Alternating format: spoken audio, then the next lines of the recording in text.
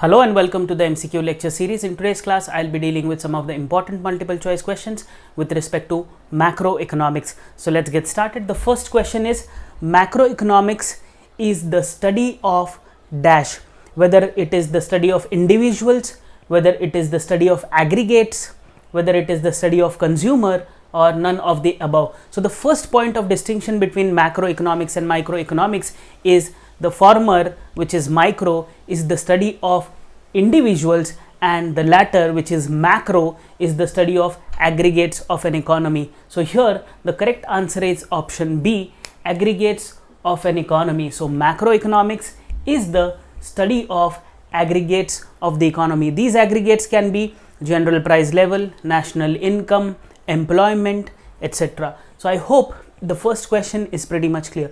Let us now move to the next question, which is talking about macroeconomic studies dash aggregates. What kind of aggregates does macroeconomic studies? And the underlying options are here. I've told you, but still we'll look at the options.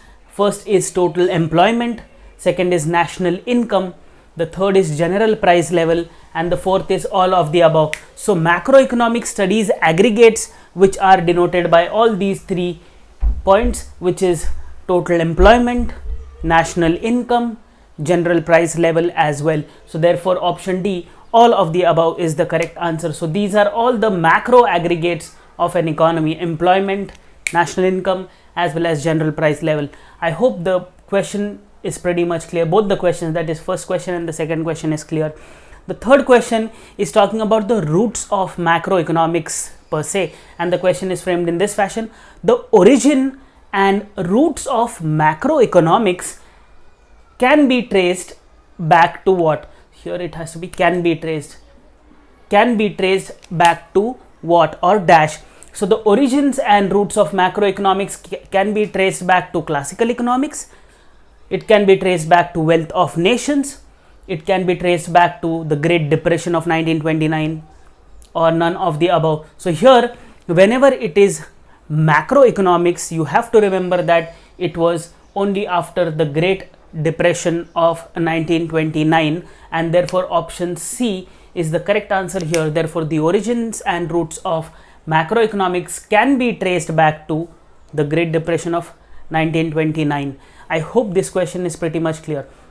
Let us now move to the next question, which is about the classical economists per se, and the question is: the classical economists believed that full employment of labor and capital exists because dash is true, or because what is true. So we have to look at the important reason why classical economists believe that there is always full employment of capital and labor in an economy. So whether that reason is Say's law of market is true, whether Keynesian economics is true, whether neoclassical economics is true, or none of the above. So whenever it is about classical economics and why they believed, and because of what they believed that there exists a full employment of labor and capital, is because of the Say's law of market, which states that every supply creates its own demand, and therefore option A, Say's law of market, is the correct answer. So therefore the classical economists believe that full employment of labor and capital exists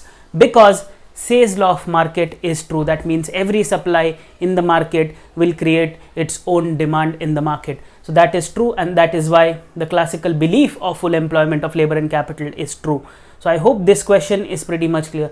Let us now move to the next question, which is related to Keynesian economics, and the question is: a general theory of employment, interest and money was written by dash and published in 1936. So this book, A General Theory of Employment, Interest and Money, was written by whom, which was published in the year 1936. So we have to find the name of the author. The first option is John Maynard Keynes, the second option is J.B. Say, the third option is Adam Smith, and the fourth option is none of the above. So here, whenever we are looking at macroeconomics, and it is the General Theory of Employment, Interest and Money, and it was written by none other than John Maynard Keynes, or it is also called as Keynesian economics per se. Therefore option A, John Maynard Keynes or J.M. Keynes, is the correct answer here. I hope the name of the book, the year of publication and the author is pretty much clear with this question per se. Let us now move to the next question, which is saying which of the following denotes post-Keynesian development?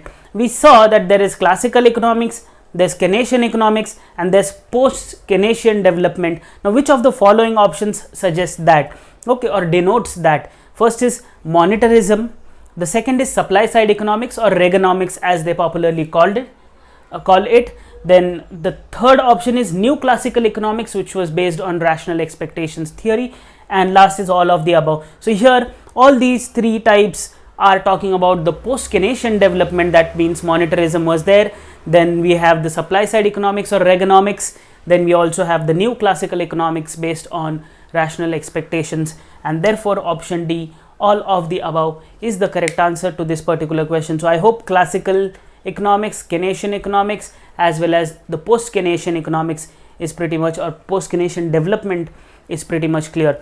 Let us now move to the next question, which is talking about the difference between macro and micro, macroeconomics and microeconomics. Okay, so let us look at it. The first is individuals and aggregate. That means individuals means microeconomics and aggregates means macro. Then we have slicing and lumping method. Micro is slicing down, macro is lumping, aggregating. Then we have price and output, which are studied under micro, and you have national income and employment, which is studied under macro, and all of the above. So here we can see that all these 3 points are in a sense talking about the difference between macro and micro, and therefore option D, all of the above, is the correct answer to this particular question. I have already told you the difference between the two, and I will also put the link in the description which will take you to the lecture which is specially recorded on the difference between macroeconomics and microeconomics. But anyways, these 3 points are of immense importance, and therefore individuals is micro, aggregates is macro, slicing is micro, lumping is macro, price and output of individuals is studied under micro, national income, national employment per se, total employment is dealt with macro, and then we have all of the above. So here all of the above is the correct answer to this particular question. I hope the question is pretty much clear. Let us now move to the next question, which is talking about the importance of macroeconomics, and the question is in this fashion: the importance of macroeconomics incorporates what? Yeah, it incorporates acceleration or accelerating economic growth, it incorporates understanding of business cycles, it incorporates formulation of government policies, and all of the above. So here macroeconomics is important not only for formulating policies for accelerating economic growth or understanding business cycle or formulating government policies, but there are n number of points of importance. I couldn't accommodate them all, but these three are in a sense talking about the importance of macroeconomics. So therefore option D, all of the above, is the correct answer to this particular question. I hope it is clear. Let us now move to the next, which is talking about which of the following problems fall under the purview of macroeconomics.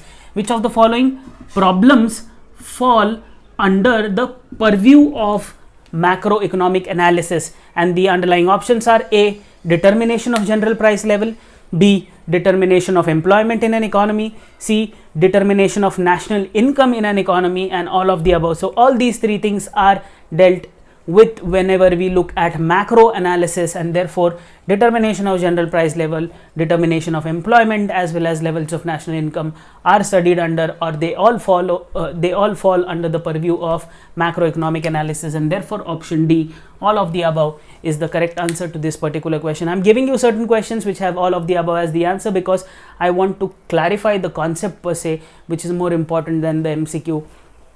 So I hope the question is pretty much clear. Let us now move to the next question, which is: dash is the sum total of income of the people of a country. It is the sum total of the income of all the people of the country, or alternatively it is the sum of incomes obtained as wages, rents, interest, and profits. So these are incomes earned by different people in the country, and you're just summing up that income. So what do you call such a concept? Whether you call it national income, whether you call it just income, whether you call it employment, or none of the above. So here it is clearly specified that it is the sum total of all incomes earned by the people of a particular country, and therefore it is talking about national income. So therefore here national income is the sum total of all incomes of the people of a particular country, or alternatively it is the sum of incomes obtained as wages, rents, interest and profit. Pi is denoting profit here. Okay, so I hope this question is pretty much clear. Let us now move to the last question in this segment, which is talking about the total value of all final goods and services. The total value of all the final goods and services. You have to pay attention to certain words. All final goods, I am not talking about intermediate goods here. Final goods and services produced by various productive firms in a year is known as what? So we are looking at a time frame which is in a year's time. The value of all final goods and services produced by all productive firms within a year's time is known as A, national employment, B, national product, C, national saving and D, none of the above. So here it is clearly specified that it is the total value of all the goods and services produced, final goods and services produced in an economy during a year by the productive firms, and therefore it is denoting clearly about national product. So here it is going to be national product. So the total value of all the final goods and services produced by various productive firms in a year is known as national product. So I hope these MCQs with respect to the introductory part of macroeconomics is pretty much clear. In the next session, I'll continue with the same. Thank you so much.